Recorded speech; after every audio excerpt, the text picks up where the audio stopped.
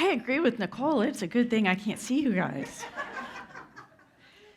Do you remember the last time that you felt completely free? Before you learned what too much or not enough meant, and before the world showed up and told you who you needed to be. Back then, you didn't second guess or edit yourself. You didn't wonder if you were too much or too loud. You just were. You spoke your truth. You followed what made you feel alive without apology. But then something started to shift. The world showed up and started speaking expectations to you. Be polite, be nice, be pleasing, sit down. These whispers became rules, rules that told you when to be seen and when to disappear. Rules that slowly turned your wild, untamed joy into careful, quiet compliance. So little by little, you dimmed your light. You traded play for performance. You traded creativity for conformity and passion for productivity. But what if I told you that girl that you used to be, that wild girl inside of you, the one who was fearless and chased joy like it was her job, she's still here. She's still in there. And she may be buried under years of shoulds and supposed tos, but she never left you. She's waiting, and she's waiting for you to remember, and she's waiting for you to choose her again. And I think it's time that we get to know her. I don't want to talk tonight about how to fix yourself or become somebody new. I want to talk about how we reclaim the woman that we've always been. So let me take you back a little bit to where I started to give up my power and where I decided I needed to be somebody else. Think about a time in your childhood, maybe before you learned that acceptance came with conditions. Who were you? What brought you joy? For me, I remember being this kind of wild child. I never wanted to wear shoes. It drove my mom crazy. I hated brushing my hair, and my favorite thing to do was to climb a tree. I was like a little monkey on a mission. And I was fearless until I wasn't. When I was 9, we moved, and I started the 4th grade in a new school. And they put me in the gifted program. And I was pretty nervous because I hadn't made friends yet, but they said I was smart, so hey, I had that going for me. And on the first day, our very first assignment, I turned it in, and I'm feeling pretty good about myself. And then in comes our teacher, Mrs. Bayless, and I still remember her. This woman had a mile-high bouffant hairdo, and it looked more like a wasp nest than any hairstyle I'd ever seen. And she used to scratch her head like this. She was really weird. She calls me up to her desk in front of everybody. I had done the entire assignment wrong. And as she's talking me through this, I realized that I had simply misunderstood the instructions. I knew what she wanted from me, and as I tried to explain myself, she was hearing none of it. And then she said it. She said, "We made a mistake in moving you up. You're not ready. You don't belong here."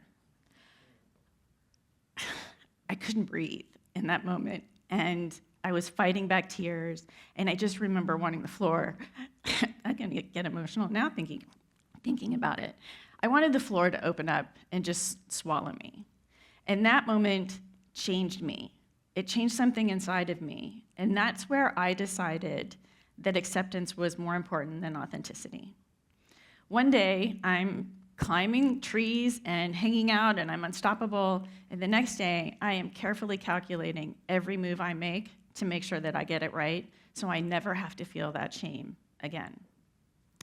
And that's where I started years of molding myself into a version of me that others would find acceptable. Hustling for approval, struggling to meet every expectation, it was exhausting. And no matter how much I achieved, it was never enough, and there was always a void that needed to be filled. Anybody else relate to this? That special kind of exhaustion you get from showing up for everybody else and doing nothing for yourself, right? But here's what I finally realized. My aha moment came when I realized that the world doesn't need another perfectly poised, well-behaved people pleaser. The world needed me. In all my messiness, all of my goofy little quirks, and all of my unique talents, just like the world needs you and yours.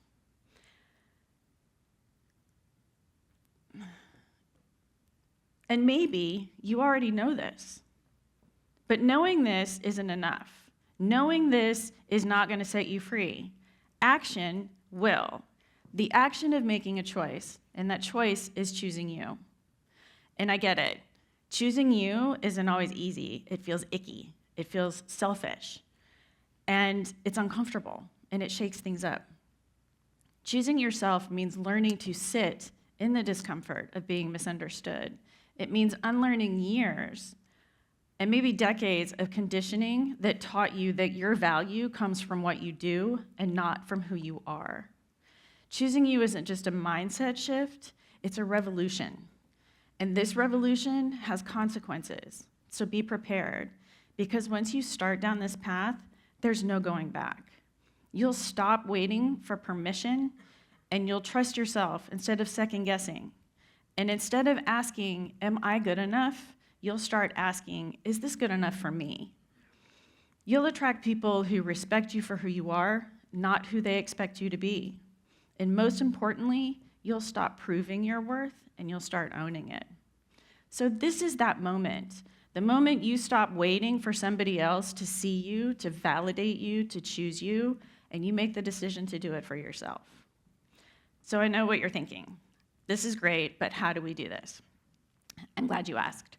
So I have been leading and coaching women and girls for over 20 years on self-leadership.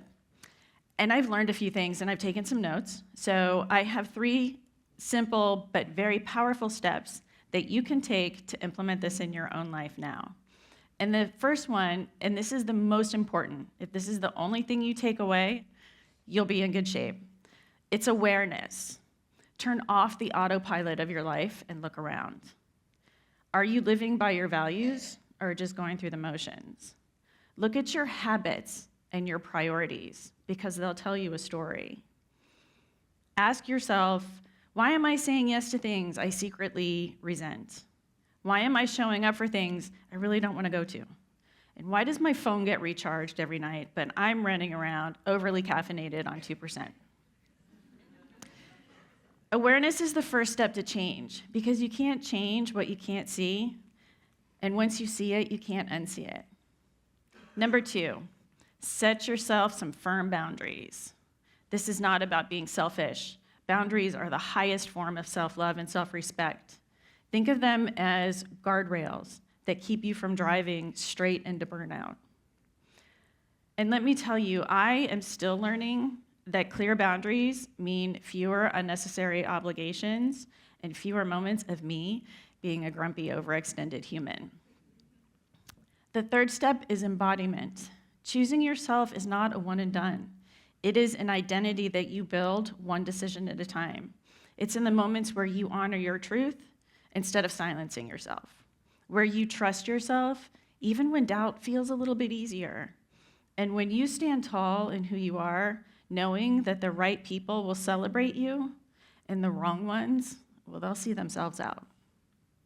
My challenge to you today is a question. What would it feel like to choose yourself today, right now? Because if not now, when? And don't even tell me you're going to do it when things slow down, because we all know how that works out. Choosing yourself will create a cosmic shift that reverberates through your entire life.